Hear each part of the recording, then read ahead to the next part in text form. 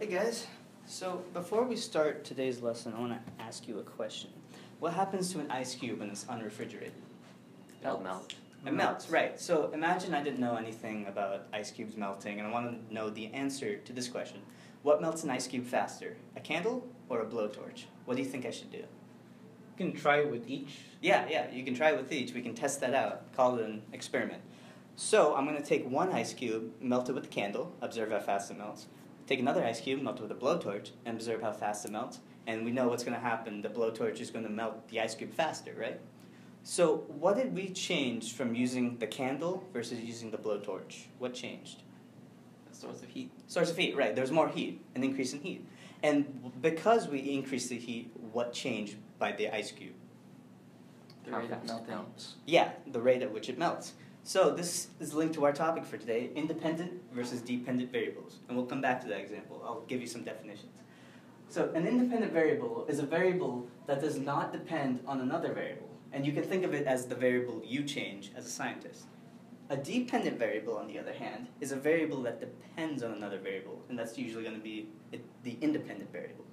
So we can look back at our ice cube example. So what's our independent variable? What did we change during that experiment?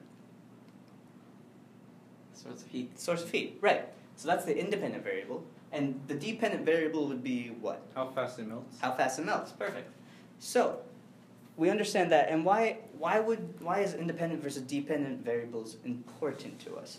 Well, in science, we want to draw conclusive, make conclusive arguments from our data. So we'll able to understand something, we'll look at one variable, alter it, and see how a system, organism, etc. reacts to that. Now, an important part of independent versus dependent variables is controlling variables. What that means is keeping all other variables that could affect the dependent variable constant, so we only observe the independent and the dependent variable.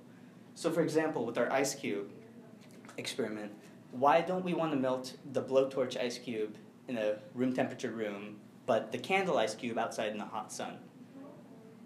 Or external conditions. External conditions, right.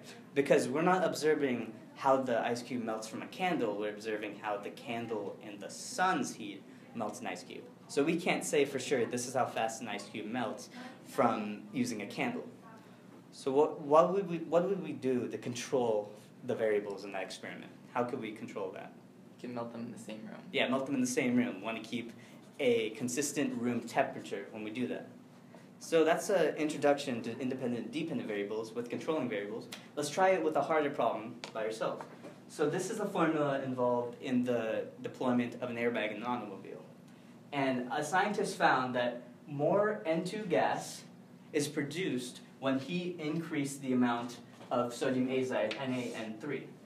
What would be the independent variable in this situation? Sodium azide. Sodium azide. And why? That's what they can control the amount of. Right, because he increased that himself. That's what they can control. And what's the dependent variable in this situation? The nitrogen gas. Nitrogen gas. Because that's what changed because he changed the independent variable, sodium azide. Does that make sense? Yeah. I have a question. Yeah. So why is the dependent variable not sodium? The dependent variable is also sodium. Okay. In this case, I just wrote it down as nitrogen gas. Mm-hmm. But it technically is sodium. In an airbag, though, we want to look at the air, right? Mm-hmm. To save you from a car crash. Makes But yes, sense. you're absolutely right. That is also a dependent variable in this situation. Mm-hmm. So, any more questions about this idea? No? All right. So I have, because independent and dependent, they sound very similar. It's very easy to get mixed up. So I have a pretty simple way to help you remember that if you ever forget. So this is a chant for you guys to say in your heads if you're ever taking a test. I am independent, meaning I, the scientist, am going to change this variable and it doesn't depend on anything. Does that make sense? And second part is it is dependent, meaning it depends on what I do, what I change about this experiment. So it just goes, I'm independent, it is dependent. Say it with me.